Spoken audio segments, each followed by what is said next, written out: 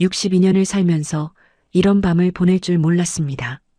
심장이 터질 것 같았고 온몸에 전류가 흐르는 듯 했습니다.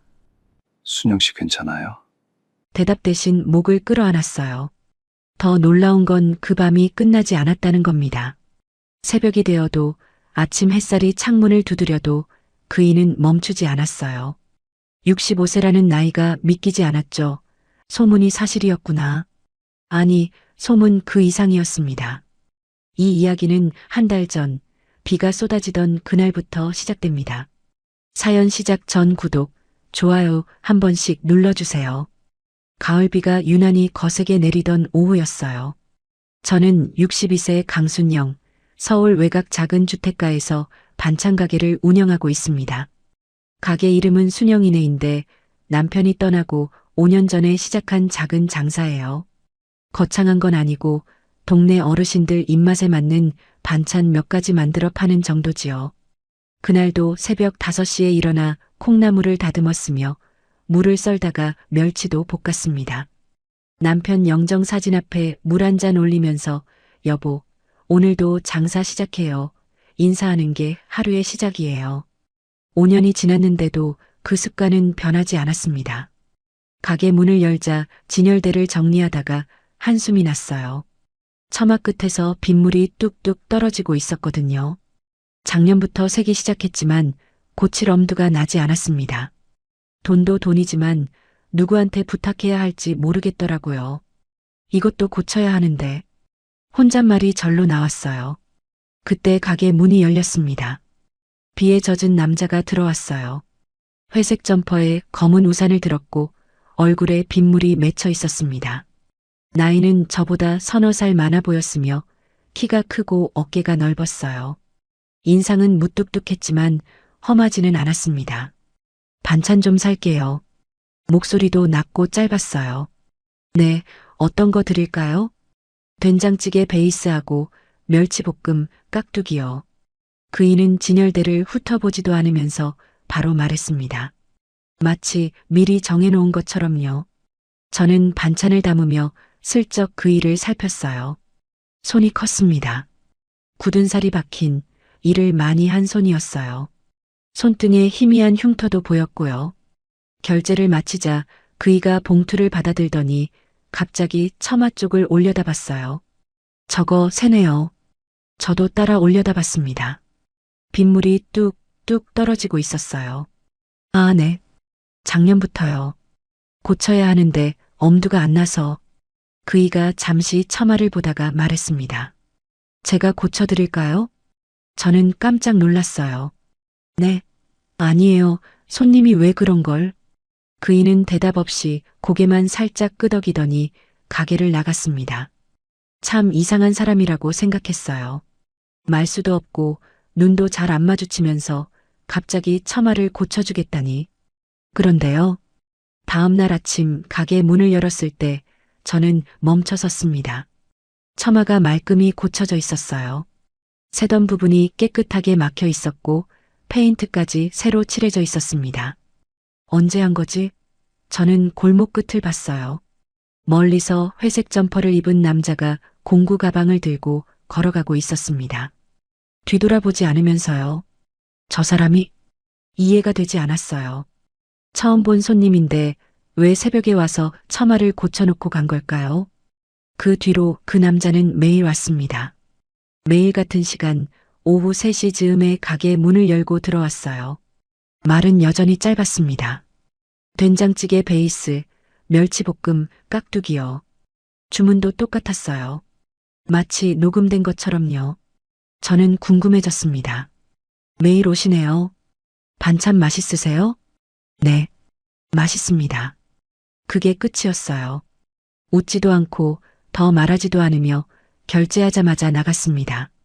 일주일이 지났을 때 이상한 일이 또 생겼어요. 가게 앞 계단이 삐걱거렸는데 어느 날 아침 멀쩡해져 있었습니다. 깨진 전구도 새 것으로 바뀌어 있었고 화분 받침대도 새로 놓여 있었어요. 전부 새벽에 제가 모르는 사이에 고쳐져 있었습니다. 도대체 누가? 물어볼 사람이 없었어요. 동네 사람들한테 물어봐도 모른다고 했습니다. 2주째 되던 날 저녁, 저는 늦게까지 가게 정리를 했습니다. 재고 확인하면서 내일 재료 준비하느라 9시가 넘었어요. 문을 닫고 나오자 골목이 어두웠습니다. 가로등이 하나 꺼져 있었거든요. 그때 어둠 속에서 누군가 나타났어요. 제가 바래다 드릴게요. 그 남자였습니다. 어디서 나타난 건지 모르겠어요. 목소리만 먼저 들렸습니다. 아, 괜찮아요. 여기 동네인데요. 어둡잖아요. 그이는 그 말만 하고 제 옆에 섰습니다. 저는 당황해서 괜찮다고 했지만 그이는 이미 걷기 시작했어요. 할 수 없이 나란히 걸었습니다. 어색한 침묵이 흘렀어요. 가로등 불빛이 그이의 얼굴을 비쳤습니다. 생각보다 주름이 깊었어요. 입가에, 눈가에, 이마에. 세월의 흔적이 선명했습니다. 그런데 이상하게도 나이가 들어서 생긴 주름이 아니라 무언가를 오래 참아온 사람의 주름 같았어요. 집 앞에 도착하자 그이가 말했습니다. 들어가세요. 고마워요. 근데 이름도 모르는데. 그이가 잠시 멈칫했어요. 그러더니 낮은 목소리로 말했습니다. 박정호요. 아, 저는 강순영이에요. 알아요. 그이는 그 말만 남기고 돌아섰습니다. 저는 그 뒷모습을 한참 봤어요. 알아요라니. 제 이름을 어떻게 아는 걸까요? 며칠 뒤 새벽 저는 가게에 일찍 갔습니다. 재료가 일찍 도착한다고 해서요. 그런데 골목 모퉁이에서 정호 씨를 봤어요. 전화 통화 중이었습니다. 아니야. 다시는 연락하지 마. 목소리가 낮고 단호했어요. 표정이 굳어 있었습니다. 전화를 끊더니 한숨을 쉬면서 잠시 하늘을 올려다봤어요. 새벽 어둠 속에서 그이의 얼굴이 유난히 쓸쓸해 보였습니다. 저는 숨어서 지켜봤어요. 들키면 안 될 것 같았거든요. 누구랑 통화한 거지? 궁금했지만 물어볼 수 없었습니다. 그 뒤로 정호 씨는 계속 왔어요. 여전히 말이 없었고 여전히 같은 반찬을 사면서 여전히 무뚝뚝했습니다. 그런데 저는 점점 그 시간이 기다려졌어요. 오후 3시가 되면 괜히 거울을 보게 됐으며 앞치마 매무새를 고치게 됐습니다. 내가 왜 이러지? 62년 인생에 처음 느껴보는 감정이었어요. 남편과 살 때도 이런 두근거림은 없었습니다. 그냥 편안한 정이었지 이렇게 가슴이 뛰는 건 아니었어요. 그러던 어느 날 저녁 일이 생겼습니다. 가게 앞에서 김치통을 들다가 비틀거렸어요. 허리에 힘이 빠지면서 넘어질 뻔했습니다. 그 순간 누군가 제 허리를 잡았어요. 정호 씨였습니다. 그이의 손이 제 허리에 닿아 있었어요. 크고 거칠며 따뜻한 손이었습니다. 저는 놀라서 굳었어요. 심장이 멎는 것 같았습니다. 괜찮아요? 정호 씨가 물었어요. 얼굴이 가까웠습니다. 숨결이 닿을 것 같았어요. 아, 네. 목소리가 떨렸습니다. 정호 씨가 손을 떼고 김치통을 대신 들었어요. 저는 멍하니 그이의 손을 봤습니다. 굳은 살이 박힌 크고 두꺼운 손. 그 손이 방금 제 허리에 닿았다는 게 믿기지 않았어요. 그날 밤 저는 잠이 오지 않았습니다. 눈을 감으면 그이의 손이 떠올랐어요. 허리에 닿았던 그 감촉이 계속 남아 있었습니다. 이 나이에 무슨... 저는 스스로를 다잡았어요. 창피하다며 정신 차리라고. 그런데 소용이 없었습니다. 심장은 이미 내 말을 듣지 않고 있었어요. 그런데 며칠 뒤 말순 언니가 저를 불렀습니다. 순영아, 너 저 남자 정체 알아? 앉아봐. 이거 좀 충격적이야. 말순 언니는 옆 세탁소를 운영하는 68세 언니예요. 저보다 6살 많고 입은 거칠지만 속은 깊은 사람입니다. 재혼 경험도 있으며 세상 물정을 많이 아는 분이죠. 저는 언니를 따라 세탁소 뒷방으로 들어갔습니다. 언니가 문을 닫으면서 말했어요. 야, 커피 마셔. 이거 좀 긴 얘기야. 가슴이 철렁 내려앉았습니다. 도대체 정호 씨에게 무슨 사연이 있는 걸까요? 말순 언니가 세탁소 뒷방 문을 닫자 좁은 공간에 믹스커피 향이 퍼졌습니다. 언니는 커피 2잔을 타고 하나를 제 앞에 밀어놓더니 평소와 다른 진지한 눈빛으로 낡은 의자를 가리켰어요. 야, 앉아. 저는 의자에 앉았으며 언니가 커피를 한 모금 마시다가 뜬금없이 입을 열었습니다. 그 남자, 박 사장. 인테리어 하는 남자. 왜 혼자 사는지 알아? 저는 고개를 저었고 언니가 목소리를 낮추면서 얼굴을 가까이 가져왔어요. 20년 전에 이혼했어. 근데 이혼 사유가 좀 그래. 언니가 뜸을 들이자 저는 커피잔을 들었다가 내려놓으며 기다렸습니다. 그 남자 아내가 도망갔대. 밤마다 지치게 해서. 저는 귀를 의심했고 언니가 눈을 크게 뜨면서 의미심장하게 웃었어요. 몰라. 밤마다 지치게 한다는 게 무슨 뜻인지.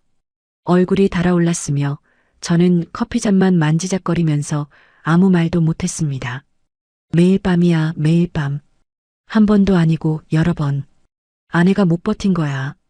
언니가 손가락을 펴며 숫자를 세는 신용을 했고 저는 목이 타들어가면서도 물을 마실 수가 없었어요. 남자가 너무 세면 여자가 힘들어. 아무리 좋아도 몸이 못 버텨. 언니가 고개를 절레절레 흔들었으며 저는 심장이 쿵쾅거리면서 고개를 숙였습니다. 근데 말이야. 언니가 목소리를 더 낮췄고 마치 비밀을 전하듯 속삭였어요. 나도 재혼해봐서 아는데 남자가 너무 약해도 문제야. 시작도 못하거나 중간에 끝나거나. 그게 더 서러워. 저는 눈을 내리깔았으며 언니가 제 손을 잡으면서 진지하게 말했습니다. 근데 그 반대면 받아줄 수 있는 여자한테는 복이야, 복. 언니 무슨 소리야. 야, 나도 옛날에 그런 남자 만나봤어. 처음엔 힘들었는데 적응되니까 세상에. 다른 남자 못 만나. 언니가 먼 곳을 바라보며 웃었고 저는 얼굴이 더 붉어지면서 커피잔을 들이켰습니다. 근데 왜 그 얘기를 나한테. 야, 내가 눈이 없는 줄 알아? 그 남자, 너 좋아해. 저는 심장이 멎는 것 같았으며 손이 떨리면서 커피잔을 내려놓았어요. 매일 같은 시간에 와서 같은 거 시키고 처마 고치고 계단 고치고 전구 갈고. 그게 다 뭐겠어? 그냥 친절한 거 아닐까? 62년 살면서 그런 친절 본 적 있어? 이유 없이? 저는 대답하지 못했으며 언니가 제 어깨를 두드리면서 한숨을 쉬었습니다. 죽은 사람은 저 세상 갔어. 산 사람이 살아야지. 근데 조심해. 소문 들으면 수빈이가 난리칠 거야. 그 말에 정신이 번쩍 들었고 딸 수빈이가 떠오르면서 가슴이 답답해졌어요. 가게로 돌아오는 길에 전화가 울렸어요. 딸 수빈이었습니다. 엄마, 나 내일 가게 갈게. 얼굴 좀 보자. 갑자기 왜? 왜긴 엄마 얼굴 보고 싶어서. 뭐 이상한 거 있어? 수빈의 목소리가 평소와 달랐고 뭔가를 캐묻는 듯한 느낌이었습니다. 저는 가슴이 철렁 내려앉으면서 혹시 소문을 들었을까 걱정이 밀려왔어요. 아니, 이상한 거 없어. 내일 와. 전화를 끊고 불안한 마음이 가시지 않았지만 가게 문을 열었습니다. 그날 밤 가게 문을 닫고 정리를 하자 누군가 문을 두드렸어요. 열어보니 정호 씨였고 평소와 달리 얼굴이 어두웠습니다. 저는 심장이 쿵쿵거리면서 그를 안으로 들였어요. 이 시간에 어떻게? 소문 들으셨죠? 정호 씨가 조용히 물었으며 저는 눈을 피하면서 대답하지 못했습니다. 알아요. 동네에 소문이 어떻게 도는지. 그래서 이제 안 올게요. 그 말에 가슴이 무너지는 것 같았고 입에서 말이 튀어나왔어요. 왜요? 사장님한테 피해가면 안 되니까. 딸도 있고 저 때문에 욕먹으시면 안 돼요. 정호 씨가 고개를 숙였고 어깨가 축 처져 있었습니다. 저는 그 모습을 보면서 가슴이 찢어지는 것 같았고 말순 언니의 말이 떠올랐어요. 죽은 사람은 저 세상 갔어. 산 사람이 살아야지. 저는 정호 씨의 손을 잡았습니다. 손이 거칠었고 굳은 살이 만져지면서 일한 세월이 느껴졌어요. 정호 씨가 놀라서 저를 바라봤으며 저는 눈물이 차오르면서 말했습니다. 가지 마세요. 정호 씨의 눈이 흔들렸고 저는 그 손을 놓지 않으면서 계속 말했어요. 62년 살면서 처음이에요. 누가 이렇게 저한테 해준 사람. 목소리가 떨렸어요. 눈물이 흘러내리면서 멈출 수가 없었습니다. 남편도 이렇게 안 했어요. 처마 고쳐준 적도, 계단 고쳐준 적도 없었어요. 정호 씨가 아무 말 없이 제 손을 맞잡았고 그 손이 따뜻하면서 힘이 느껴졌어요. 울지 마세요. 왜 울지 말라는 건데요? 고맙잖아요. 진짜 고맙잖아요. 저는 울음을 멈출 수 없었는데 정호 씨가 조심스럽게 다가와 저를 안았습니다. 넓은 가슴에 얼굴이 묻혔고 심장 소리가 들리면서 따뜻한 체온이 전해졌어요. 저는 그 품에서 한참을 울었으며 5년 동안 참았던 것들이 한꺼번에 쏟아져 나왔습니다. 괜찮아요. 울어도 돼요. 정호 씨가 등을 토닥였고 그 손길이 따뜻하면서 조심스러웠어요. 저는 한참을 울었으며 울음이 멈춘 뒤에도 그 품에서 떨어지지 않았습니다. 정호 씨, 네. 내일도 오세요. 정호 씨가 잠시 침묵하더니 제 어깨를 잡으면서 얼굴을 마주봤어요. 정말요? 네. 매일 오세요. 밥 차려드릴게요. 정호 씨의 눈이 붉어졌고 고개를 끄덕이면서 대답했습니다. 알겠습니다. 그날 밤 저는 정호 씨를 보내고 나서 가슴이 따뜻해지면서도 불안했어요. 딸 수빈이가 내일 온다고 했으니 만약 정호 씨와 마주치면 어떻게 될까? 복잡한 생각이 머릿속을 맴돌았고 잠이 오지 않는 밤이었습니다. 다음 날 수빈이가 왔어요. 수빈이는 평소처럼 반찬 좀 싸가겠다며 이것저것 챙겼습니다. 엄마 별일 없지? 물었을 때 저는 없다고 대답했어요. 수빈이는 1시간쯤 있다가 갔고 저는 안도의 한숨을 쉬었습니다. 그런데 그 뒤로 정호 씨가 오지 않았습니다. 하루, 이틀, 사흘이 지나도 그이는 나타나지 않았고 매일 오후 3시가 되면 저는 가게 문을 바라보며 혹시 오늘은 올까 기다렸어요. 문이 열릴 때마다 심장이 뛰었지만 들어오는 건 다른 손님들 뿐이었으며 정호 씨의 모습은 보이지 않았습니다. 일주일이 지났어요. 반찬 진열대를 정리하면서도 김치를 담그면서도 손님을 맞으면서도 자꾸 문 쪽을 봤습니다. 혹시 지금 올까? 혹시 오늘은? 그런 생각이 하루 종일 머릿속을 떠나지 않았고 일에 집중이 되지 않았어요. 내가 왜 이러지? 스스로에게 물었지만 답은 나오지 않았습니다. 62년 인생에서 이렇게 누군가를 기다려본 적이 없었으며 남편과 연애할 때도 이런 마음은 아니었어요. 그때는 편안한 정이었지 이렇게 가슴이 조여오는 느낌은 처음이었습니다. 열흘째 되던 날 오후 말순 언니가 가게에 들렀어요. 야, 순영아. 요즘 왜 그래? 얼굴이 반쪽이 됐다. 언니가 의자를 끌어다 앉으며 제 얼굴을 살폈고 걱정스러운 눈빛이었습니다. 그래요? 밥은 먹고 다녀. 살이 쑥 빠진 것 같은데. 대답하지 못했어요.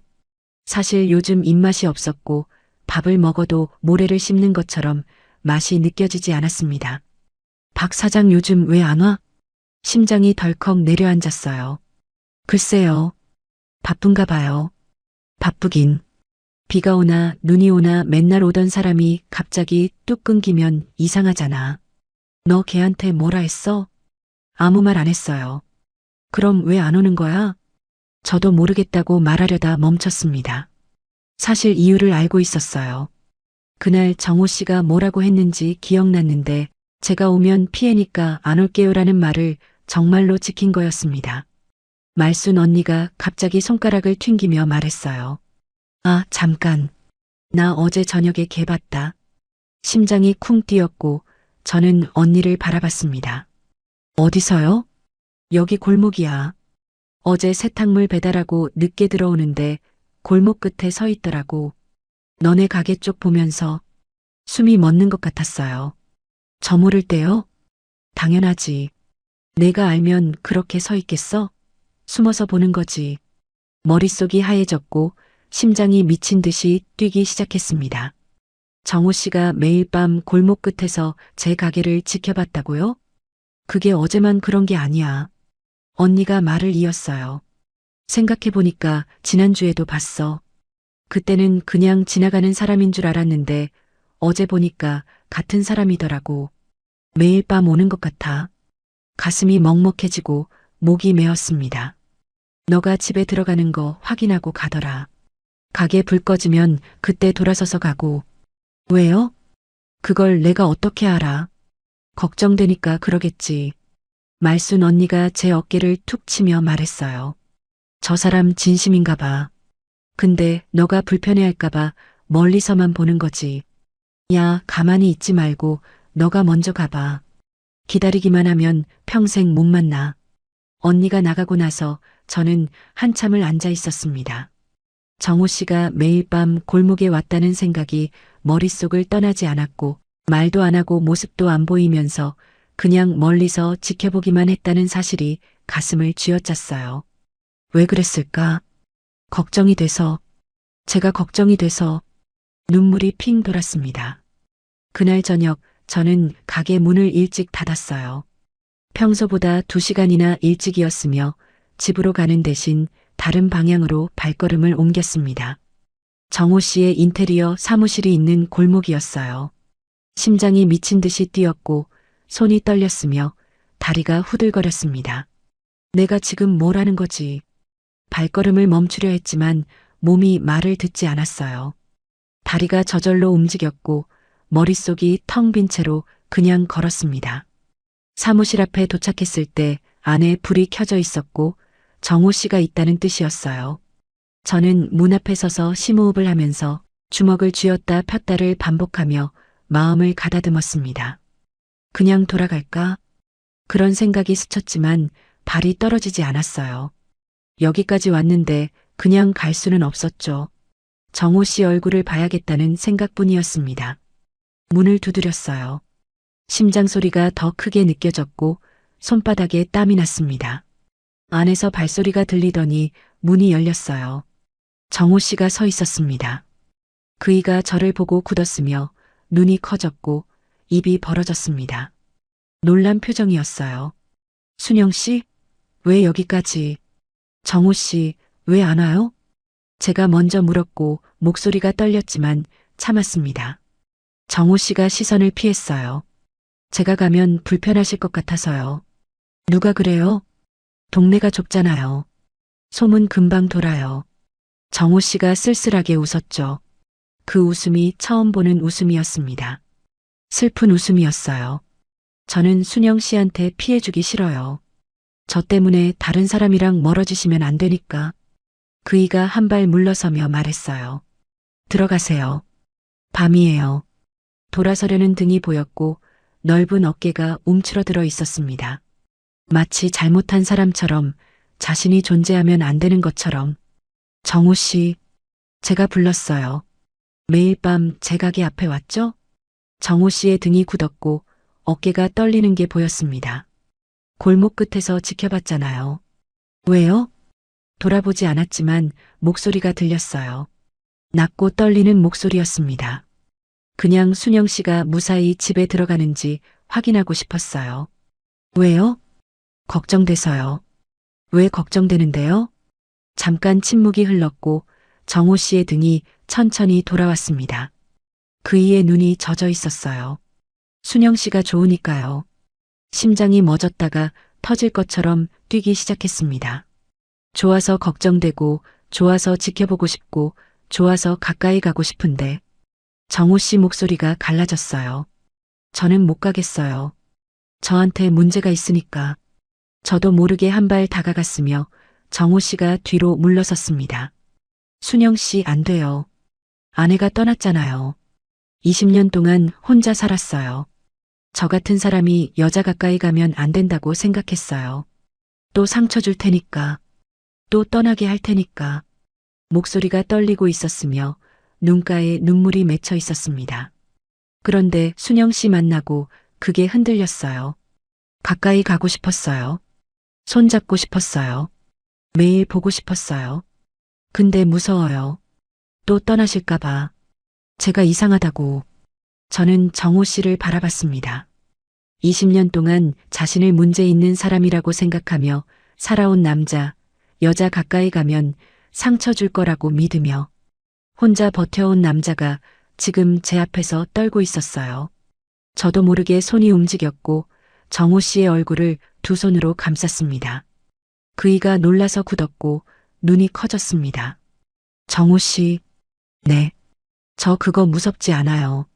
정호 씨 눈이 흔들렸어요. 그리고요. 제 목소리도 떨렸지만 말해야 했습니다.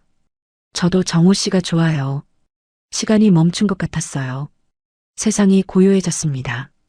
정호 씨가 저를 봤고 믿을 수 없다는 표정이었어요. 순영 씨, 제 얘기 먼저 들어주세요. 다 듣고 나서 결정해도 늦지 않아요. 20년 동안 아무한테도 말 못한 얘기가 있어요. 순영 씨한테는 숨기고 싶지 않아요. 저는 고개를 끄덕였어요. 여기서 말하긴 그래요. 제 집으로 가도 될까요? 저는 망설이다 고개를 끄덕였고 정호 씨가 사무실 불을 끄고 문을 잠갔습니다. 손을 잡고 골목을 걸었고 10분쯤 뒤 작은 주택 앞에 섰어요. 제 집이에요. 문이 열렸고 안으로 들어갔습니다. 작은 거실에 소파 하나, 낡은 TV, 그리고 한쪽 벽에 공구들이 정리되어 있었어요. 20년 동안 혼자 살아온 사람의 집이었습니다. 정호 씨가 물 한 잔을 건네며 소파에 앉았고 저도 맞은편에 앉았어요. 그이가 천천히 입을 열었습니다. 결혼한 지 15년 됐을 때였어요. 저는 45이었고 아내는 42이었죠. 그이의 눈이 먼 곳을 향하면서 목소리는 20년 전 어느 날로 되돌아간 것처럼 낮게 가라앉아 있었습니다. 저는 숨을 죽이고 들었어요. 저는 아내를 사랑했어요. 진심으로요. 그래서 매일 밤 원했습니다. 가까이 있고 싶었고 안고 싶었어요. 잠시 침묵이 흘렀고 정호 씨의 손이 무릎 위에서 꽉 쥐어졌습니다. 손등에 핏줄이 도드라지는 게 보였어요. 근데 아내는 달랐나 봐요. 처음엔 그냥 피곤하다고 했어요. 일이 힘들다고, 오늘은 쉬고 싶다고. 저는 알았다고 했죠. 기다리면 되니까요. 정호 씨가 쓸쓸하게 웃으며 말을 이었습니다. 근데 피곤하다는 말이 일주일이 되고, 한 달이 되고, 석 달이 됐어요. 저는 이해하려고 했습니다. 아내가 힘든가 보다 내가 더 배려해야겠다.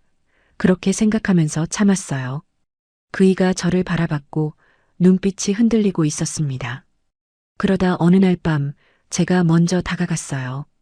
오랜만이니까 괜찮지 않을까 싶어서요. 정호 씨 목소리가 갈라졌습니다. 아내가 저를 밀쳤어요. 당신은 왜 맨날 그래? 하루도 못 참아? 짐승이야? 그렇게 말했습니다. 가슴이 철렁 내려앉았어요. 저는 아무 말도 할 수 없었고 그저 정호 씨의 떨리는 목소리를 들을 수밖에 없었습니다. 저는 아무 말도 못하고 멍하니 앉아 있었어요. 내가 짐승이라고? 아내를 사랑해서 가까이 가고 싶은 게 짐승인 건가? 그 생각만 머릿속을 맴돌았죠. 정호 씨가 고개를 숙였고 어깨가 축 처져 있었어요. 그 뒤로 저는 참았어요. 근데 한계가 있더라고요. 사람이 그렇게 오래 참으면 미쳐요. 그이가 잠시 말을 멈췄다가 힘겹게 이었습니다. 어느 날 밤 저도 모르게 아내한테 다가갔어요. 그냥 안고 싶었습니다. 그것뿐이었어요. 근데 아내가 소리를 질렀어요. 정호 씨 눈에서 눈물이 떨어졌습니다. 당신은 비정상이야. 얼마나 해야 속이 차? 나 죽일 셈이야? 그 말을 듣고 저는 얼어붙었어요. 정호 씨가 손으로 얼굴을 감싸며 말을 이었어요. 그날 밤 아내는 짐을 쌌습니다. 새벽에 나가더니 다시는 안 돌아왔어요. 이혼 서류만 보내왔습니다. 어깨가 떨리고 있었고 20년간 눌러왔던 상처가 터져 나오는 것 같았습니다. 저는 그때부터 생각했어요. 내가 문제구나. 내가 비정상이구나. 남들은 안 그런데 나만 이런 거구나. 그래서 20년 동안 여자 가까이 안 갔어요. 가까이 가면 또 그럴 테니까. 또 지치게 할 테니까. 또 떠나게 할 테니까. 정호 씨가 얼굴을 들었고 눈가가 젖어 있었습니다. 순영 씨, 저 이런 사람이에요. 그래도 괜찮으세요? 저는 그 일을 바라봤습니다. 20년 동안 자신을 비정상이라고 생각하며 살아온 사람, 사랑하는 아내에게 짐승이라는 말을 듣고 그 상처를 아는 채 혼자 버텨온 사람, 여자 가까이 가면 또 상처 줄 거라고 믿으며 스스로를 가둬온 사람이 지금 제 앞에서 떨고 있었어요. 저도 모르게 눈물이 흘렀습니다. 정호 씨, 그건 문제가 아니에요. 그이의 눈이 커졌습니다. 아내분이 못 받아준 거예요. 정호 씨가 이상한 게 아니라 두 분이 안 맞았던 거예요. 저는 소파에서 일어나 정호 씨 앞에 섰고 그이가 젖은 눈으로 올려다봤습니다. 제 손이 정호 씨 볼을 감쌌어요. 손가락으로 눈물 자국을 닦아주었습니다. 저는 안 도망가요. 정호 씨가 숨을 멈춘 것 같았고 입술이 떨리고 있었습니다. 정호 씨, 일어나요. 그이가 천천히 일어섰습니다. 저보다 한 뼘 이상 컸고 올려다봐야 했어요. 20년 동안 혼자 버텨왔죠? 이제 그만 혼자 버텨요. 제가 먼저 그이의 목을 감싸 안았습니다. 정호 씨가 멈칫했고 몸이 굳은 게 느껴졌어요. 20년 동안 아무도 이렇게 가까이 온 적 없었던 거겠죠. 저는 그이의 귀에 대고 속삭였습니다. 괜찮아요, 정호 씨. 저 안 떠나요. 그 말에 정호 씨가 무너졌습니다. 그이의 팔이 제 허리를 감쌌고 처음엔 조심스럽다가 점점 세게 저를 끌어안았습니다. 어깨에서 떨림이 느껴졌고 소리 없이 울고 있었어요. 저도 울었습니다. 이 사람이 20년 동안 얼마나 외로웠을지 생각하니 가슴 한가운데가 무너지는 것 같았어요. 한참을 그렇게 안고 있었습니다. 정호 씨가 몸을 떼고 저를 내려다봤어요. 눈이 빨갛게 충혈되어 있었고 볼에 눈물 자국이 남아 있었습니다. 순영 씨, 정말 괜찮아요? 저는 고개를 끄덕였고 정호 씨가 제 얼굴을 두 손으로 감쌌습니다. 거칠고 큰 손이 떨리고 있었어요. 키스해도 돼요? 심장이 멎었다가 미친 듯이 뛰기 시작했습니다. 저는 대답 대신 눈을 감았어요. 정호 씨의 입술이 제 입술에 닿았습니다. 처음엔 가볍게 스치듯이 마치 깨질까봐 조심하는 것처럼 부드럽고 따뜻했어요. 5년 만에 느껴보는 누군가의 입술이었고 남편이 떠나고 나서 잊고 있던 감각이 온몸을 휘감았습니다. 정호 씨가 살짝 떨어졌다가 다시 다가왔고 이번엔 달랐어요. 부드럽다가 점점 깊어졌고 입술에 힘이 들어갔으며 손이 제 허리를 감싸며 끌어당겼습니다. 숨이 가빠졌고 머릿속이 하얘졌어요. 생각이 멈추고 그냥 느끼기만 했습니다. 정호 씨가 떨어졌을 때 그이의 숨소리가 거칠었습니다. 순영 씨, 저 멈춰야 해요. 아니면 멈출 수 없을 것 같아요.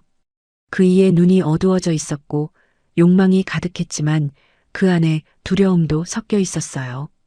또 상처 줄까봐, 또 떠나게 할까봐 무서워하는 눈빛이었습니다. 저는 정호 씨의 손을 잡아 제 볼에 가져다 댔습니다. 안 멈춰도 돼요. 순영 씨, 진심이에요? 네. 후회 안 해요? 안 해요. 저 한번 시작하면 오래 걸려요. 소문 들으셨잖아요. 저는 그이의 눈을 똑바로 봤습니다. 알아요. 그만 물어보고 해요. 정호 씨가 멈칫했다가 웃었어요. 긴장과 설렘과 기대가 섞인 처음 보는 웃음이었습니다. 그이가 제 손을 잡고 안쪽 방으로 이끌었고 문이 열리자 작은 침대 하나와 협탁 스탠드 하나가 보였습니다. 정호 씨가 혼자 살아온 공간이었어요. 문이 닫혔습니다. 어둠 속에서 정호 씨의 손이 제 얼굴을 감쌌고 이마에 입술을 댔다가 볼로, 코끝으로, 턱으로 천천히 내려왔습니다. 온몸에 전류가 흐르는 것 같았고 숨이 가빠졌어요. 순영 씨, 긴장하지 마요. 천천히 할게요. 그이의 손이 어깨를 쓸었고 떨림이 느껴졌습니다. 정호 씨도 긴장한 거였어요. 20년 만이니까요. 정호 씨도 떨려요? 네. 많이요. 저도요. 둘 다 웃었고 어둠 속에서 서로의 웃음소리가 퍼지자 긴장이 조금 풀렸습니다. 정호 씨가 저를 침대에 앉히고 옆에 앉았어요. 그이가 제 손을 잡아 손등에 입술을 댔습니다. 고마워요. 저한테 와줘서요. 저를 받아줘서요. 눈시울이 뜨거워졌고 목이 메었습니다. 저야말로요. 정호 씨가 천천히 몸을 기울였고 다시 키스가 시작됐습니다. 이번엔 멈추지 않았어요.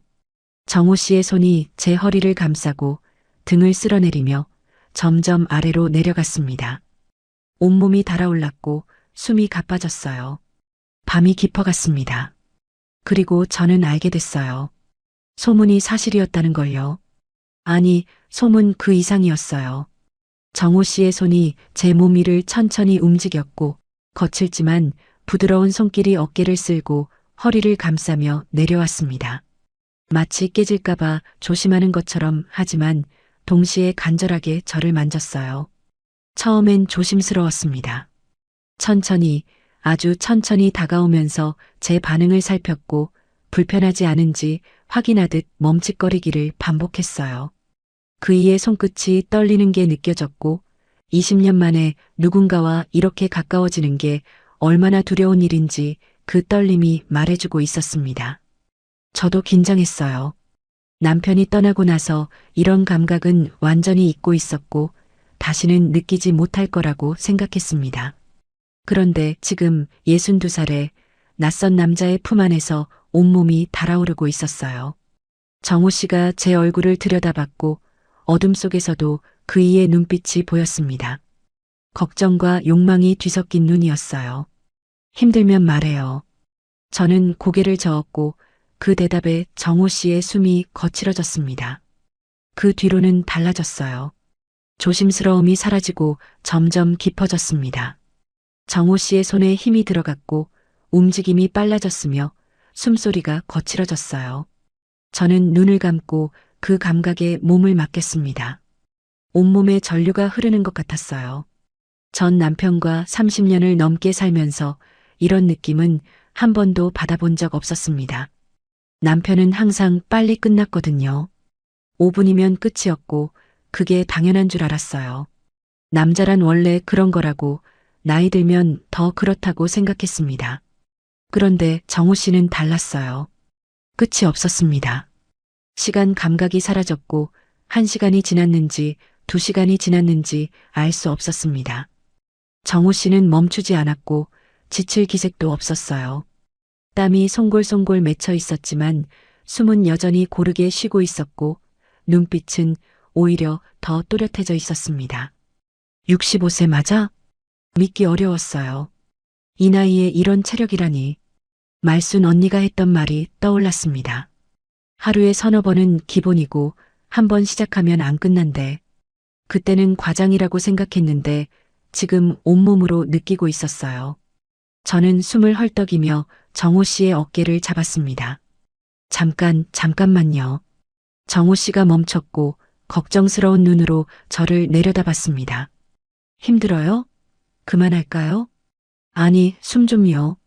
정호 씨가 제 머리카락을 쓸어넘기며 기다려줬고 저는 가쁜 숨을 고르며 그이의 얼굴을 봤습니다.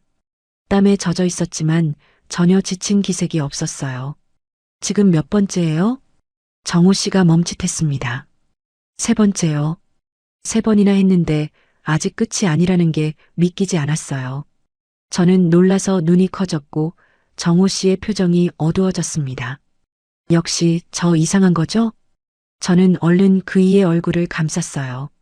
이상한 게 아니에요. 놀라운 거예요.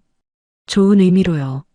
정호 씨의 눈이 흔들렸고 믿어도 되는 건지 확인하듯 저를 바라봤습니다.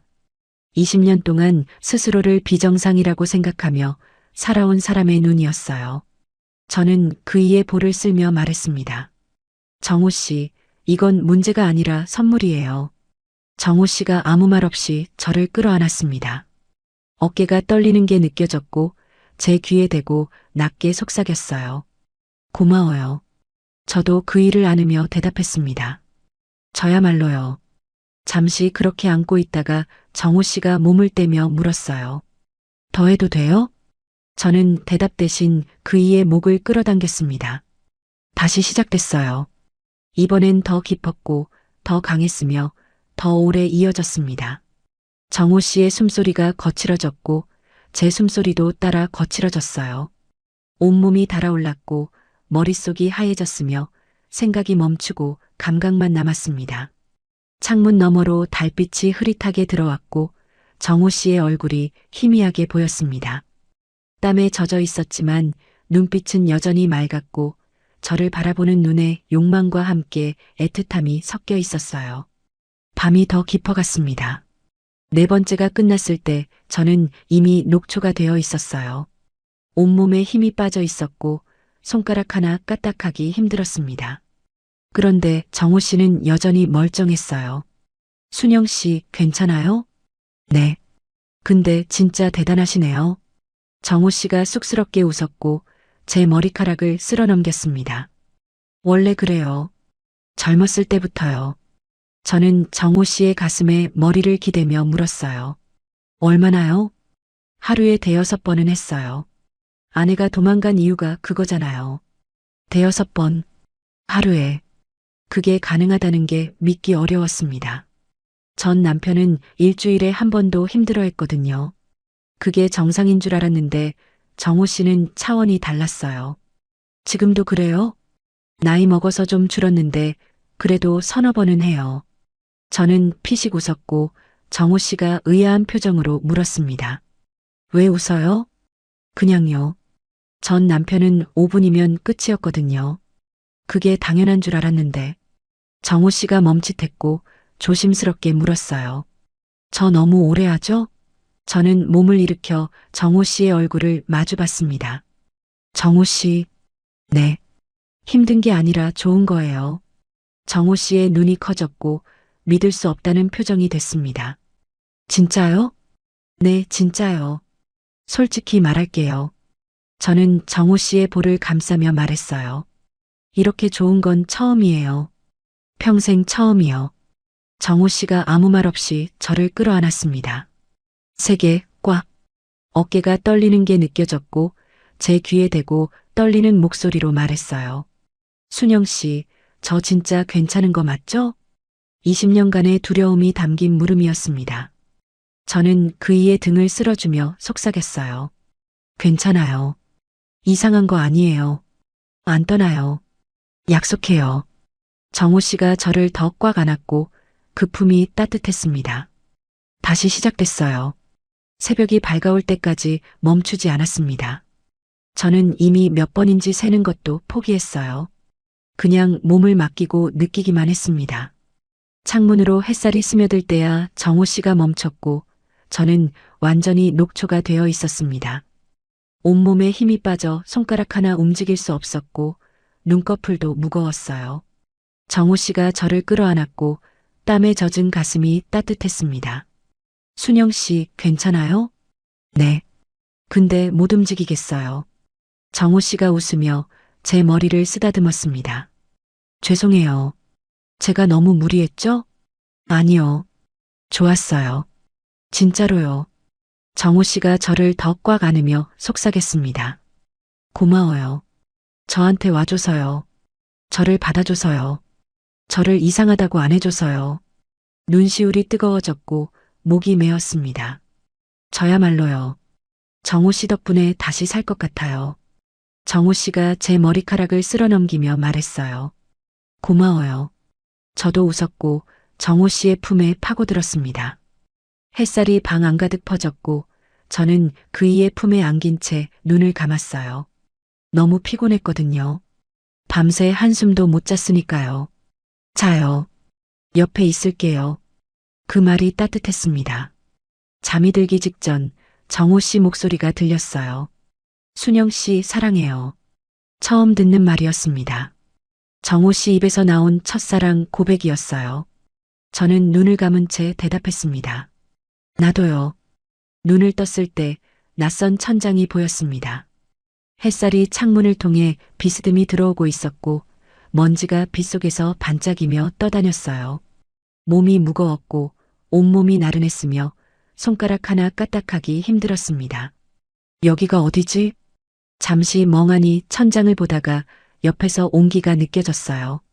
고개를 돌리니 정호 씨가 자고 있었습니다. 눈을 감은 얼굴이 평온해 보였고 깊은 주름 사이로 편안함이 묻어났어요.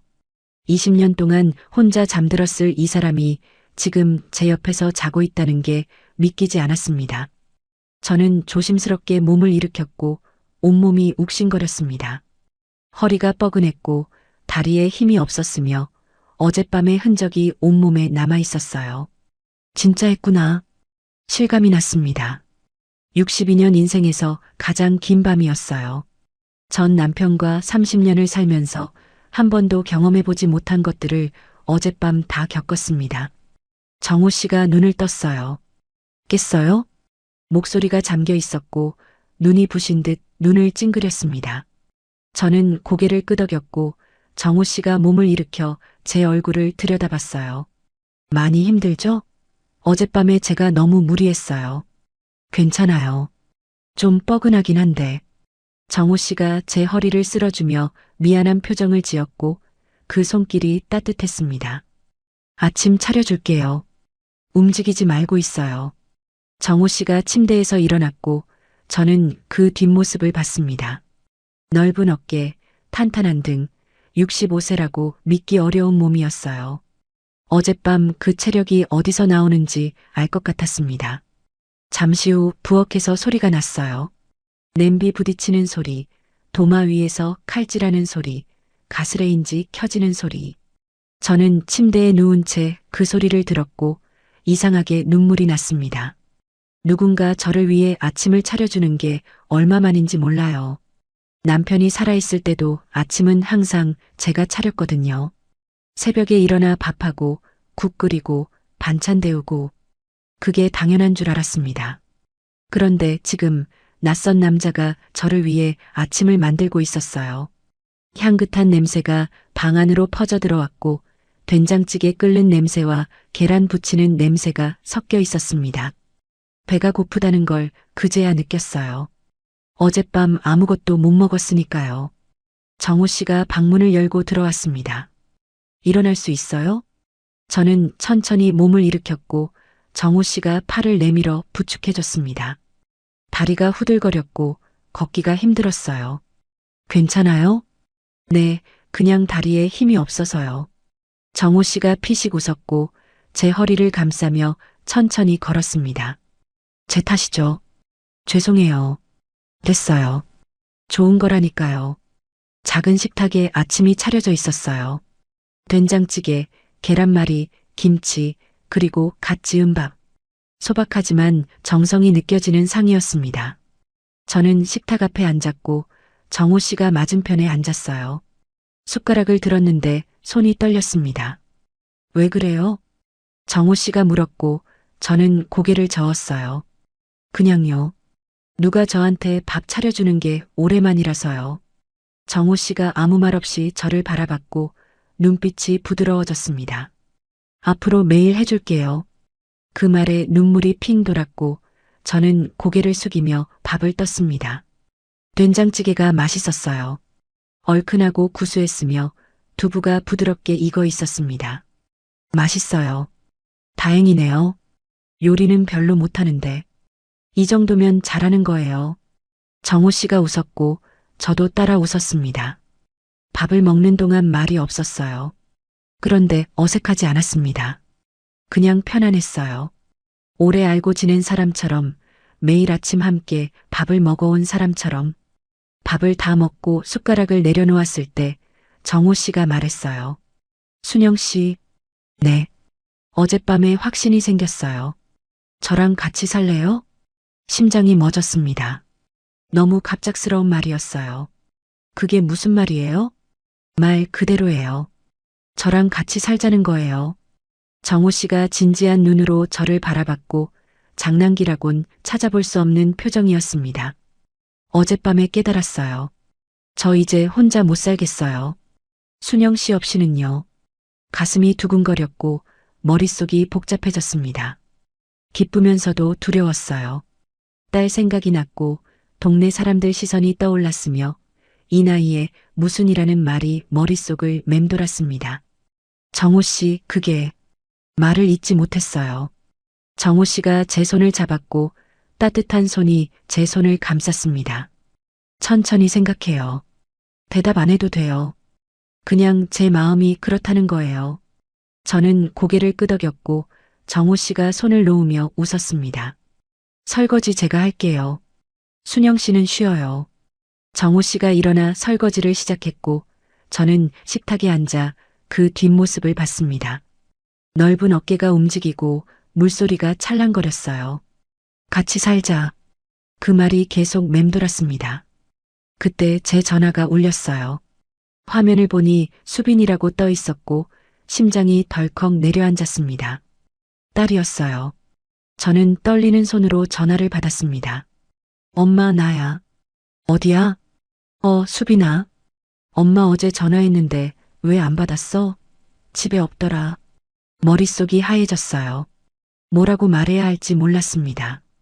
어젯밤 정호 씨 작업실에서 밤을 새웠다고 말할 수는 없었어요. 그냥 일이 좀 있었어. 무슨 일? 그냥 일이야.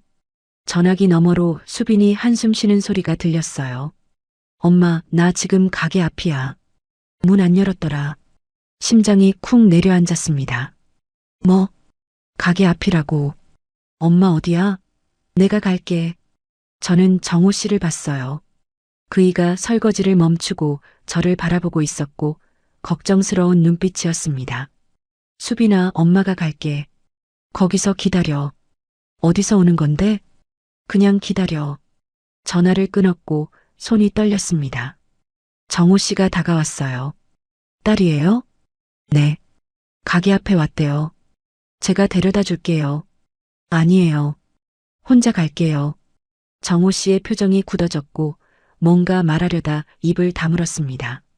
저는 급하게 옷을 챙겨 입었고 현관으로 향했어요. 순영 씨, 저 때문에 딸이랑 싸우지 마요.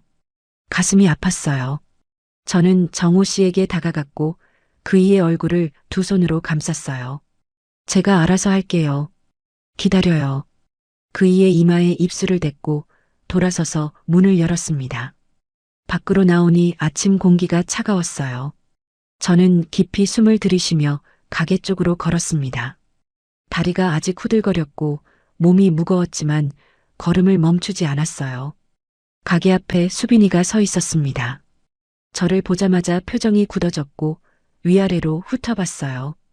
어젯밤 입었던 옷 그대로였고 머리도 헝클어져 있었습니다. 엄마, 어디서 온 거야? 대답하지 못했어요. 수빈이의 눈이 차가워졌습니다. 엄마 설마? 침묵이 대답이었어요. 수빈이가 한숨을 쉬며 고개를 저었고 실망과 분노가 뒤섞인 표정이었습니다. 엄마, 진짜 왜 이래? 아빠 돌아가신 지 5년밖에 안 됐어. 근데 벌써 다른 남자랑? 가슴이 찢어지는 것 같았어요. 하지만 저는 고개를 들었습니다. 수빈아, 뭐? 엄마 얘기 좀 들어줄래? 수빈이가 저를 노려봤고 저는 그 시선을 피하지 않았습니다. 가게 안으로 들어가자. 얘기할 게 있어. 가게 문을 열고 안으로 들어갔습니다. 수빈이가 뒤따라 들어왔고 문이 닫히자 좁은 공간에 무거운 침묵이 내려앉았어요. 저는 불을 켜고 의자 두 개를 마주보게 놓았으며 수빈이에게 앉으라고 손짓했습니다. 수빈이가 앉았고 저도 맞은편에 앉았어요. 딸의 눈이 차가웠고 입술이 굳게 다물어져 있었으며 온몸에서 분노가 느껴졌습니다. 말해봐요, 엄마. 뭘 얘기하고 싶은 건데요? 목소리가 날카로웠어요. 저는 숨을 깊이 들이쉬고 입을 열었습니다. 수빈아, 엄마가 어젯밤 정호 씨랑 있었어. 수빈이의 표정이 더 굳어졌고 눈에 실망이 가득 차올랐어요. 알아요. 보면 알죠. 옷도 그대로고 머리도 엉망이고 숨기려는 게 아니야. 솔직하게 말하려고. 솔직하게요? 아빠 돌아가신 지 5년밖에 안 됐는데 다른 남자랑 밤새 뭐 했는지 솔직하게 말하라고요? 가슴이 찔렸어요. 하지만 저는 시선을 피하지 않았고 딸의 눈을 똑바로 바라봤습니다. 수빈아, 엄마 5년 동안 어떻게 살았는지 알아? 수빈이가 입을 다물었고 대답하지 않았어요.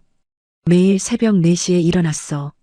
반찬 만들고 가게 열고 저녁까지 일하고 집에 가면 아무도 없어. 밥 혼자 먹고 TV 혼자 보고 침대에 혼자 누워 천장 보면서 내일도 이렇게 살아야 하나 생각했어. 목이 메었고 눈시울이 뜨거워졌지만 참았습니다. 명절에 너희 집 가면 내 시어머니, 시아버지 다 계시잖아. 온 가족이 둘러앉아 밥 먹고 웃고 떠들고 엄마는 거기서 손님이야. 밥 먹고 설거지 돕고 나면 갈 데가 없어. 빈집으로 돌아와서 혼자 있어야 해. 수빈이의 표정이 조금 흔들렸고 입술을 깨물고 있었어요. 그렇게 5년을 살았어. 외롭다고 말 못했어. 너한테 짐 되기 싫었거든. 엄마는 괜찮다고 혼자서도 잘 산다고 그렇게 말했지. 근데 괜찮지 않았어. 눈물이 흘렀어요. 참으려 했는데 참아지지 않았습니다. 정호 씨 만나고 달라졌어. 그 사람이 매일 와서 반찬 사가고 말없이 가게 고쳐주고 비 오는 날 우산 놓고 가고 아무것도 안 바라고 그냥 해줬어. 엄마한테 그렇게 해준 사람 처음이야. 수빈이가 고개를 숙였고 표정이 보이지 않았어요. 그 사람한테 마음이 생겼어. 이 나이에 무슨 연애냐고 창피하다고 나도 그렇게 생각했어. 근데 어쩔 수가 없었어. 가슴이 뛰고 보고 싶고 옆에 있고 싶었어. 저는 숨을 고르며 말을 이었습니다. 어젯밤에 그 사람이 자기 얘기를 해줬어. 20년 전에 왜 이혼했는지, 왜 혼자 살았는지, 자기가 문제 있는 사람이라고, 여자한테 상처만 준다고, 그래서 20년 동안 아무도 안 만났대. 수빈이가 고개를 들었고 눈빛이 조금 달라져 있었어요. 그 사람 울었어. 20년 동안 혼자 버텨온 사람이 엄마 앞에서 울었어. 자기가 이상한 거 아니냐고, 또 떠날 거 아니냐고 그렇게 물었어. 저는 딸의 눈을 바라봤습니다. 엄마가 그 사람 안아줬어. 괜찮다고, 이상한 거 아니라고, 안 떠난다고 그렇게 말해줬어. 수빈이가 아무 말 없이 저를 보고 있었고 눈가가 붉어져 있었어요. 수빈아, 엄마도 사람이야. 외로워. 누군가한테 기대고 싶어? 손잡고 싶고, 안기고 싶고, 따뜻한 말 듣고 싶어? 그게 죄야? 수빈이가 입술을 때려다 다시 다물었고, 눈물이 볼을 타고 흘러내렸습니다. 아빠, 사랑 안 했던 거 아니야. 30년 같이 살았어. 정 많이 들었고, 떠났을 때 많이 울었어. 근데 아빠는 저 세상 갔어. 엄마는 아직 여기 있어. 살아있는 사람은 살아야 해. 말순 언니가 했던 말이 떠올랐어요. 죽은 사람은 저 세상 갔어. 산 사람이 살아야지. 그 말이 지금 제 입에서 나오고 있었습니다. 엄마가 행복하면 안 돼? 이 나이에 사랑하면 안 돼? 너가 허락해줘야 엄마가 행복해도 되는 거야? 수빈이가 고개를 숙였고 어깨가 떨리고 있었어요. 울고 있는 것 같았습니다. 한참 침묵이 흘렀어요. 저는 기다렸습니다. 딸이 뭐라고 하든 받아들일 준비가 되어 있었어요. 반대해도 화를 내도 인연을 끊겠다고 해도 하지만 더 이상 숨기고 싶지 않았고 거짓말하고 싶지 않았습니다. 수빈이가 고개를 들었어요.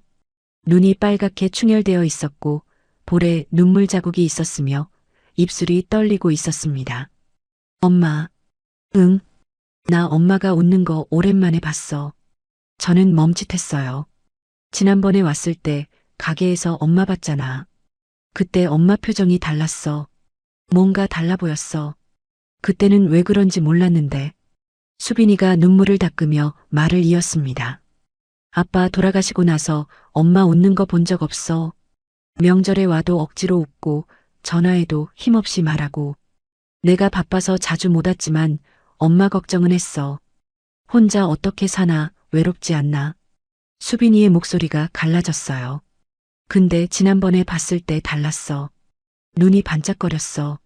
뭔가 기대하는 것 같았어. 그게 그 남자 때문인 거 알았어. 그래서 더 화가 났던 것 같아. 화가 났어? 응. 엄마가 아빠 말고 다른 남자한테 웃는 게 싫었어. 배신당한 기분이었어. 아빠가. 수빈이가 말을 멈췄다가 다시 이었습니다. 근데 지금 엄마 얘기 듣고 생각해 보니까 내가 이기적이었던 것 같아. 저는 아무 말 없이 딸을 바라봤어요. 나는 시댁 식구들 있고 남편 있고 가족이 있잖아. 명절에 북적거리고 주말에 같이 밥 먹고. 근데 엄마는 아무도 없잖아. 혼자잖아. 수빈이가 제 손을 잡았고 차가운 손이었지만 힘이 들어가 있었습니다. 엄마, 미안해. 목이 메었어요. 내가 더 자주 올걸. 더 챙길걸. 혼자 두지 말걸. 수빈아, 그 남자 진짜 엄마한테 잘해? 저는 고개를 끄덕였어요. 잘해줘. 말은 없는데 행동으로 다 해줘. 아침까지 차려줬어. 수빈이가 피식 웃었고 눈물 위로 웃음이 번졌습니다. 아침까지 차려줬어? 밥을? 응. 된장찌개 끓여줬어. 맛있었어. 남자가 요리 좀 할 줄 알아. 20년 혼자 살았으니까. 수빈이가 한숨을 쉬며 고개를 저었어요. 엄마 진짜 좋아하는 거구나. 얼굴이 완전 달라. 처녀 같아. 야, 무슨 소리야. 진짜야. 눈이 반짝반짝해. 저는 부끄러워서 고개를 숙였고 수빈이가 다시 제 손을 잡았습니다. 엄마. 응. 엄마도 행복해도 돼요. 심장이 멎었어요. 이 나이에 무슨 창피하게. 5년 동안 저를 가둬왔던 그 말이 딸의 한마디에 무너졌습니다. 눈물이 쏟아졌고 참을 수가 없었어요. 수빈이가 일어나 저를 안았고 딸의 품이 따뜻했습니다. 울지 마요, 엄마. 내가 잘못했어. 미안해. 아니야. 내 잘못 아니야. 나도 엄마처럼 나이 들면 알겠지. 외로운 게 뭔지, 누군가 필요한 게 뭔지. 수빈이가 저를 떼어내고 얼굴을 봤어요. 그분, 나한테 인사시켜줘요. 어떤 사람인지 보게. 저는 눈물을 닦으며 고개를 끄덕였습니다. 그래. 인사시켜줄게. 근데 엄마. 응? 어젯밤에 뭐 했는지는 말 안 해도 돼요. 알고 싶지 않아. 수빈이가 얼굴을 찡그렸고 저는 웃음이 터졌어요. 안 물어봤잖아. 눈치로 알겠어요. 엄마 걸음걸이가 이상해. 아, 수빈이가 웃었고 저도 따라 웃었습니다. 무거웠던 공기가 풀렸고 오랜만에 딸과 함께 웃었어요. 그분한테 전화해요. 오라고. 지금? 응. 인사하게. 저는 떨리는 손으로 전화를 꺼냈고 정호 씨 번호를 눌렀습니다. 신호음이 2번 가기도 전에 전화가 연결됐어요. 순영 씨, 괜찮아요? 걱정 가득한 목소리였습니다. 기다리고 있었던 게 느껴졌어요. 네, 괜찮아요. 정호 씨, 가게로 와요. 가게요? 딸이 인사하고 싶대요. 전화기 너머로 숨소리가 멈추는 게 느껴졌고 잠시 침묵이 흐른 뒤 정호 씨가 대답했습니다. 알겠어요. 바로 갈게요. 전화를 끊고 수빈이를 봤어요. 딸이 제 손을 잡으며 말했습니다. 엄마, 진짜 좋아하는 거 맞지? 응. 그럼 됐어. 엄마가 좋으면 나도 좋아. 눈물이 또 났어요. 기분 좋은 눈물이었습니다. 10분 뒤 가게 문이 열렸고 정호 씨가 들어왔습니다. 긴장한 표정이었고 손을 어디에 둬야 할지 모르는 것 같았어요. 수빈이가 일어나 정호 씨 앞에 섰습니다. 저 이수빈이에요. 엄마 딸이요. 정호 씨가 허리를 굽혀 인사했어요. 박정호입니다. 만나서 반갑습니다. 엄마한테 잘해주세요. 정호 씨가 고개를 들었고 진지한 눈으로 수빈이를 바라봤습니다. 네. 약속드릴게요. 수빈이가 고개를 끄덕였고 저를 돌아봤어요. 나갈게요, 엄마. 다음에 또 올게. 그래. 조심해서 가. 수빈이가 문을 열고 나가다가 멈췄습니다. 돌아보며 말했어요. 행복해야 돼, 엄마. 문이 닫혔고 수빈이가 사라졌습니다. 저는 정호 씨를 봤어요. 그이도 저를 보고 있었고 눈가가 젖어 있었습니다. 잘 된 거예요? 저는 고개를 끄덕이며 그이에게 다가갔습니다. 정호 씨의 품에 안겼고 그이의 팔이 저를 감쌌어요. 고마워요, 순영 씨. 뭐가요? 저 때문에 딸이랑 싸울까봐 걱정했는데 안 싸웠어요. 오히려 화해했어요. 정호 씨가 저를 더 꽉 안았고 그 품이 따뜻했습니다. 순영 씨, 네. 이제 진짜 같이 살아도 돼요? 저는 고개를 들어 정호 씨를 봤어요. 그이의 눈에 기대와 두려움이 섞여 있었고 또 거절당할까봐 무서워하는 눈빛이었습니다. 저는 그이의 볼을 쓸며 대답했어요. 네. 같이 살아요. 정호 씨의 눈에서 눈물이 흘렀고 20년 만에 처음으로 혼자가 아니게 된 사람의 눈물이었습니다. 1년이 지났습니다. 겨울 새벽 5시 알람이 울리기도 전에 눈이 떠졌어요. 옆에서 따뜻한 온기가 느껴졌고 정호 씨가 저를 안은 채 자고 있었습니다.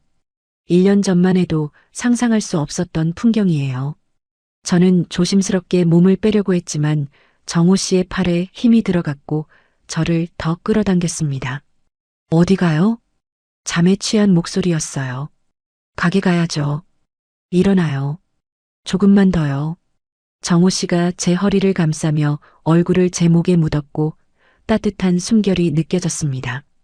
1년이 지났는데도 이 사람의 품에 안기면 심장이 뛰었어요. 정호 씨, 진짜 일어나야 해요. 알았어요. 5분만요. 5분이라고 해놓고 항상 30분이었습니다. 저는 웃으며 정호 씨의 머리카락을 쓸어넘겼고 그이가 눈을 떠서 저를 올려다봤어요. 잠이 덜 깬 눈이었지만 그 안에 애정이 가득했습니다. 순영 씨, 네, 예뻐요. 1년 동안 매일 들은 말인데도 여전히 얼굴이 달아올랐어요. 맨날 그 소리예요. 맨날 예쁘니까요.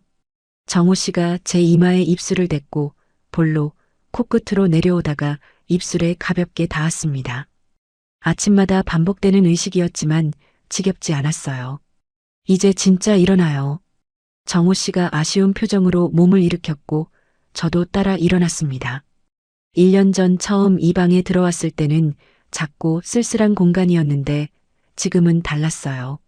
제 옷이 걸려 있었고 화장대가 생겼으며 침대 옆에는 제가 좋아하는 책들이 쌓여 있었습니다. 정호 씨가 먼저 부엌으로 가서 물을 끓이기 시작했고 저는 세수를 하며 거울을 봤어요. 1년 전보다 얼굴이 밝아졌다는 걸 스스로도 느꼈습니다. 주름은 그대로였지만 눈빛이 달랐어요. 살아있는 사람의 눈이었습니다. 아침을 간단히 먹고 집을 나섰어요. 새벽 공기가 차가웠고 입김이 하얗게 피어올랐습니다. 정호 씨가 제 손을 잡았고 따뜻한 손이 차가운 제 손을 감쌌어요. 장갑 안 가져왔어요? 깜빡했어요. 정호 씨가 제 손을 자기 주머니에 넣었고 주머니 안이 따뜻했습니다. 이렇게 손을 잡고 걷는 게 1년째 계속되고 있었어요. 매일 새벽 가게로 가는 길을 함께 걸었습니다. 골목을 지나 큰 길로 나왔을 때 아직 어두운 거리에 가로등 불빛만 켜져 있었어요. 인적이 없는 새벽 거리를 둘이서 걷는 게 좋았습니다. 아무 말 없이 그냥 나란히 걷는 것만으로도 충분했어요. 순영 씨, 네. 행복해요? 정호 씨가 갑자기 물었고 저는 걸음을 멈추고 그이를 봤습니다. 새벽 어둠 속에서 그이의 눈이 진지하게 빛나고 있었어요. 왜 갑자기요? 그냥요. 가끔 꿈인 것 같아서요. 정호 씨가 쓸쓸하게 웃었고 그 웃음 뒤에 20년간의 외로움이 묻어 있었습니다. 20년 동안 혼자 걸었거든요. 이 시간에 이 길을요. 그때는 너무 쓸쓸해서 미칠 것 같았어요. 그런데 지금은 순영 씨가 옆에 있잖아요. 이게 진짜인지 자꾸 확인하고 싶어져요. 가슴이 먹먹해졌고 목이 메었습니다. 저는 정호 씨의 뺨을 손으로 감싸며 말했어요. 진짜예요. 꿈 아니에요. 정호 씨가 제 손을 잡아 입술에 가져다 댔고 손등에 키스했습니다. 차가운 새벽 공기 속에서 그 입술이 따뜻했어요. 고마워요, 순영 씨. 저한테 와줘서요. 저야말로요. 정호 씨 덕분에 다시 살았어요. 우리는 다시 걷기 시작했고 손을 꼭 잡은 채 가게를 향해 갔습니다.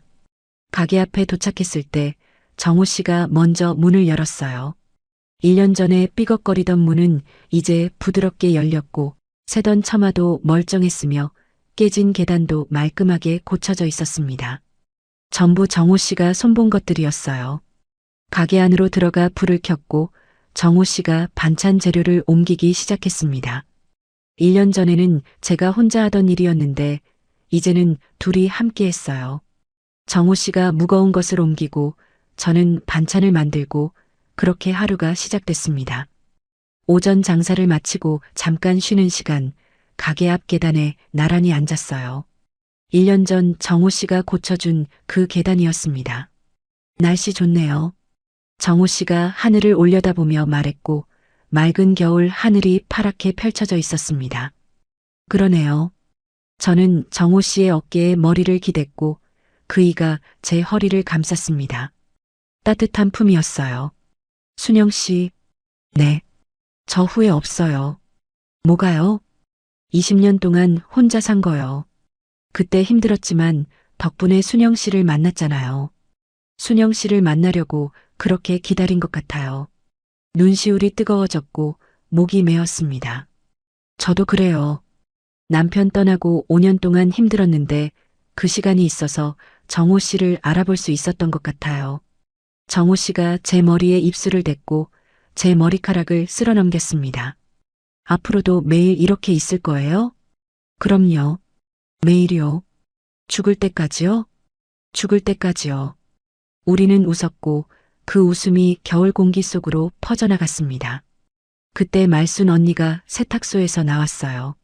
저희를 보더니 씩 웃으며 다가왔습니다. 야, 아직도 저러고 있어? 1년이 됐는데 신혼 같네.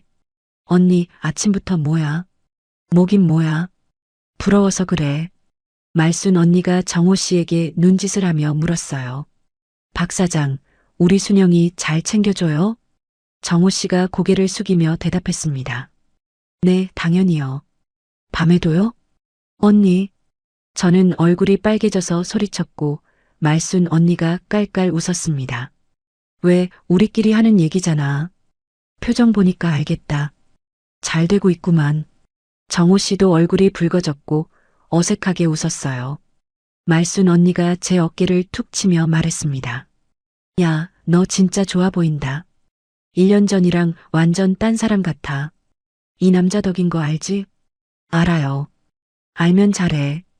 이런 남자 어디서 또 만나겠어. 체력 좋고 말 안 해도 다 해주고. 말순 언니가 세탁소로 돌아갔고 저는 정호 씨를 봤습니다.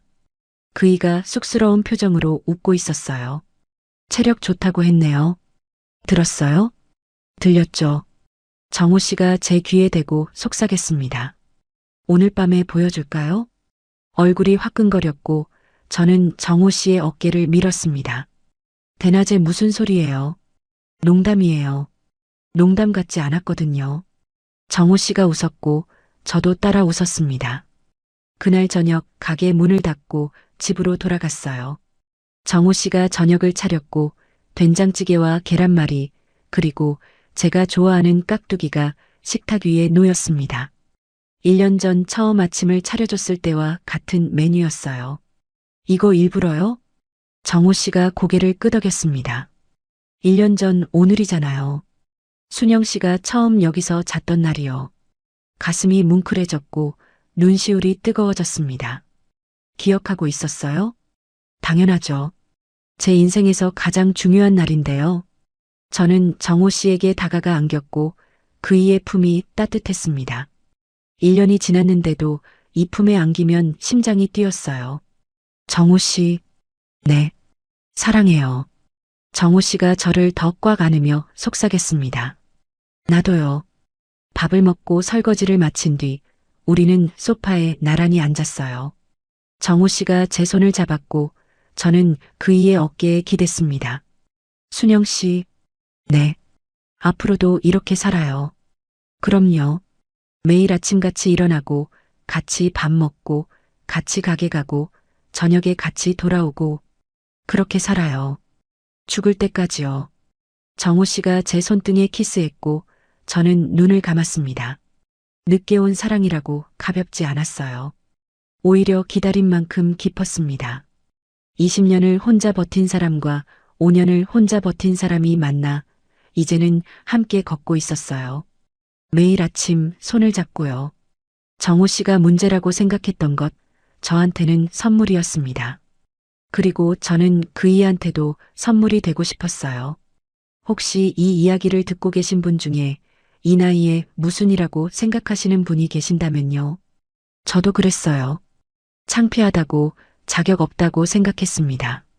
하지만 알게 됐어요. 사랑의 늦은 나이는 없다는 걸요. 그리고 행복해도 된다는 걸요. 지금의 이야기가 마음에 드셨다면 다른 영상도 시청해 주세요. 좋아요와 구독, 알람 설정은 무료입니다. 그리고 이런 사람이 옆에 있다면 어떨지 댓글로 남겨주세요. 선생님의 한마디가 다른 분께 깊은 공감이 될 수 있습니다.